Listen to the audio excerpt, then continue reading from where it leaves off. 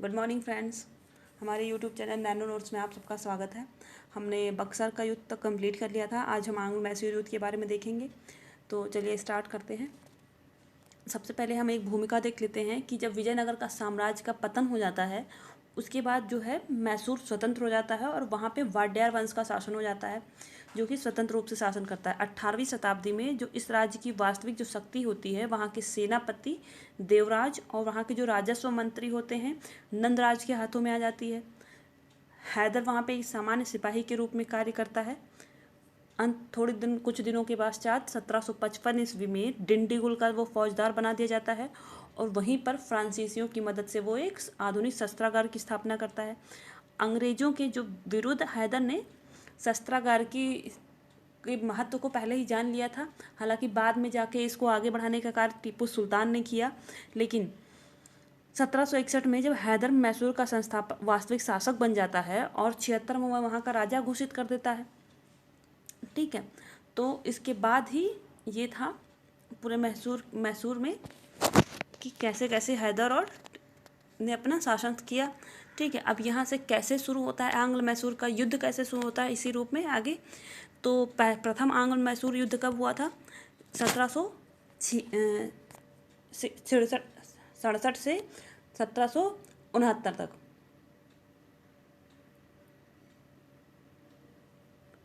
से 1769 तक।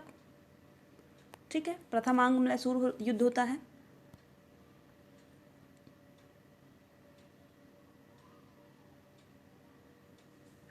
ये देख लेते हैं कि अंग्रेजों द्वारा मैसूर के मामले में हस्तक्षेप के कई कारण थे। कौन कौन से कारण थे?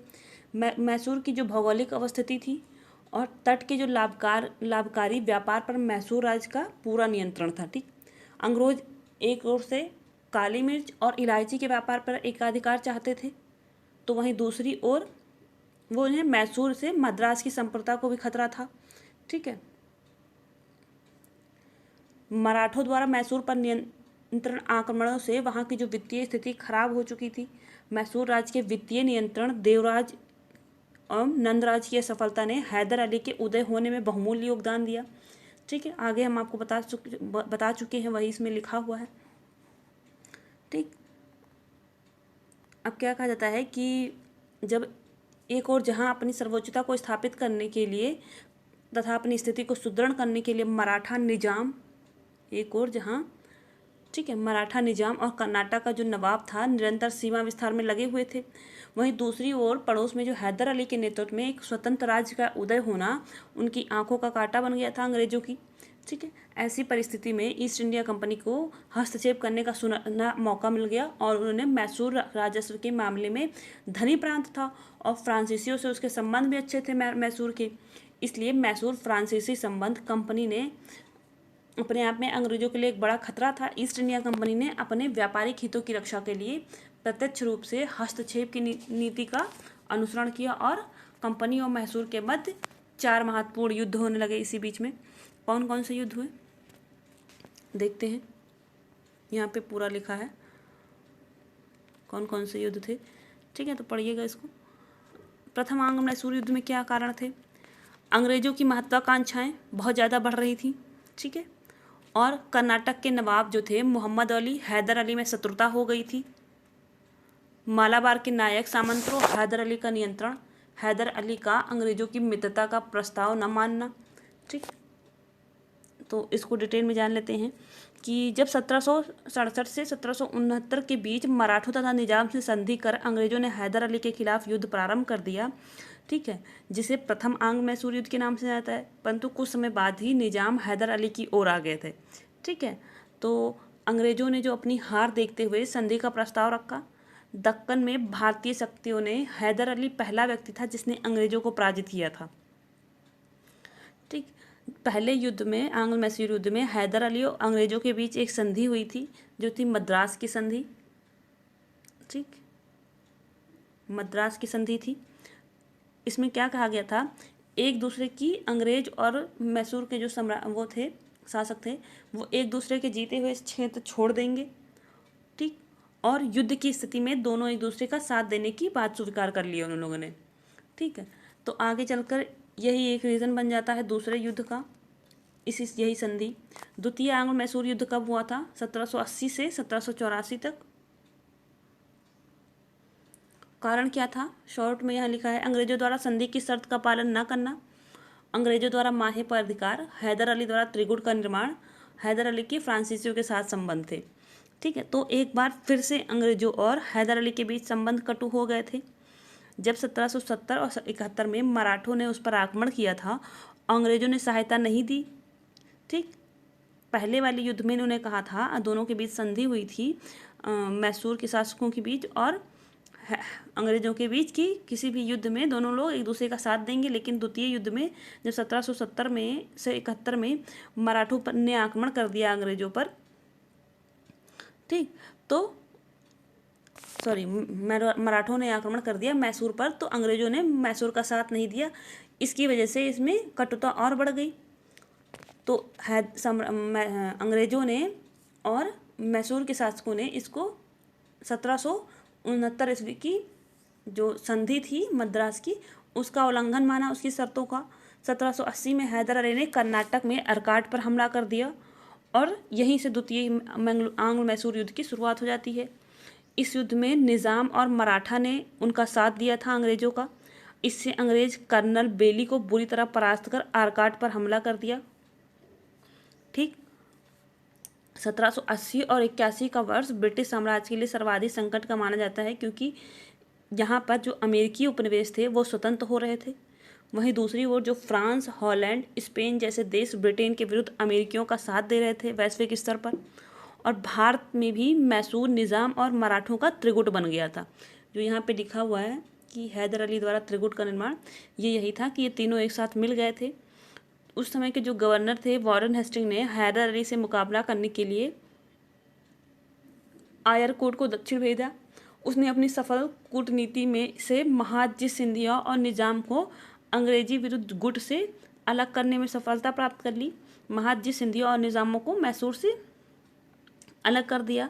ठीक, लेकिन गुट के बिखर जाने से हैदर अली के उत्साह में कोई कमी नहीं आई और 1781 में हैदर अली और अंग्रेजों के बीच आयरकूट के नेतृत्व में, अंग्रेजों की सेना की तरफ से आयरकूट था, पोर्टनोवा के मैदान में फिर से युद्ध होता है जिसमें हैदर अली पराजित हो जाता है। ठीक, लेकिन इसमें अंग्रेज भी कुछ जीत नहीं पाते हैं। अंग्रेजों से युद्ध में पराजय के बाद जो मानसिक क्षति और घायल होने के कारण 1782 में युद्ध करते हुए हैदर अली की मृत्यु हो जाती है। और हैदर अली की मृत्यु के बाद जो उसका पुत्र होता है टीपू सुल्तान, वो मैसूर का अगला शासक बनता है। ठीक है, हैदर अली की मृत्यु के बाद टीपू सुल्तान ने युद्ध जारी रखा, लेकिन इसी समय यूरोप की संधि के कारण फ्रांसीसी युद्ध से अलग हो गए और टीपू ने अंग्रेजों से मंगलोर की संधि कर ली 1784 में। ठीक, यहाँ से 1784 में मैंगलोर की संधि कर ली टीपू अंग्रेजों के बीच। टीपू को मैसूर राज्य में अंग्रेजों के व्यापारिक अधिकार को मानना पड़ा।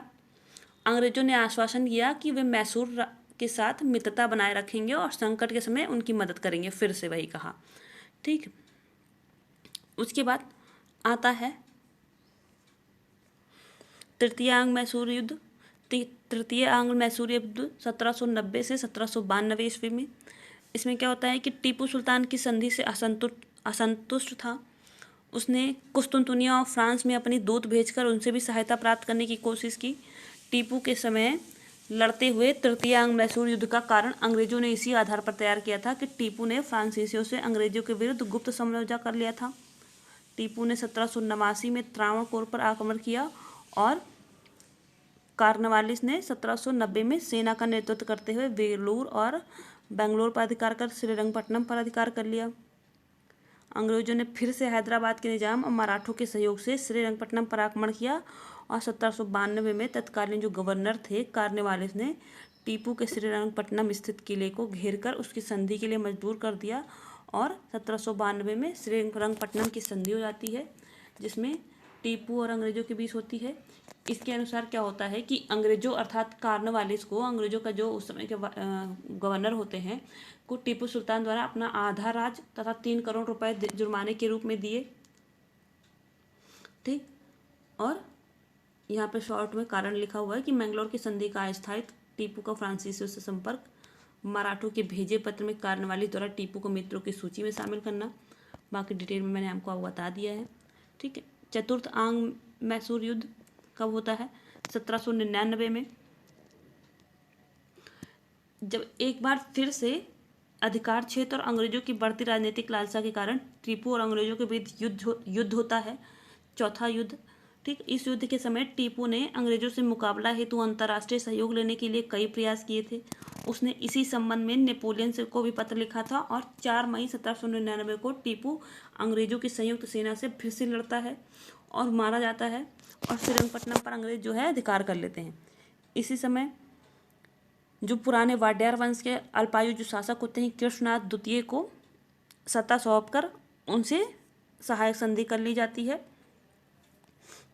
और अंत तक मैसूर जो है अंग्रेजों के उसमें कब्जे में नहीं आता है। ठीक है, तो यहाँ पे देख लीजिए कि चौथा आंग्ल मैसूर युद्ध 1799 में। टीपू का फ्रांसीसियों से संपर्क, भारत पर नेपोलियन के आक्रमण का खतरा, वेलेज़ली की आक्रामक नीति। क्या हुआ कि टीपू के राज्य का विभाजन हो गया, दक्षिण भारत पर अंग्रेजी प्रभुत्व तथा वेलेज़ली की प्रतिष्ठा में वृद्धि हुई और टीपू की मृत्यु हो गई। ठीक है, तो यहीं पे हमारा आंग्ल मैसूर युद्ध समाप्त हो जाता है। वीडियो पसंद आई हो तो लाइक करिएगा, शेयर करिएगा, सब्सक्राइब करिएगा। Thank you so much.